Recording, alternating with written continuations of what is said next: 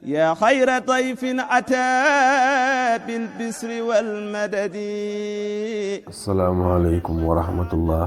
nee nañu guddig ñaar fukkeel ga ak juróom ku ca julli juróom ñetti rakka bu ci ne fatiha ak xul huwa allahu ahad ñeenti yoon.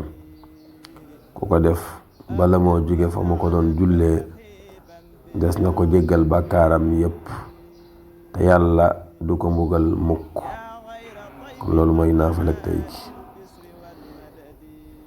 juróom ñetti rakka bu ci ne fatiha ak xul huwa allahu ahad ñeenti yoon. ku ko def bala moo jóge fa mu ko doon jullee des na ko jéggal bàkkaaram yépp te yàlla sunu boroom du ko mbugal mukk. assalaamu aleykum wa rahmatullah. ahlan wa sahlan wa tarhiban bila adadi.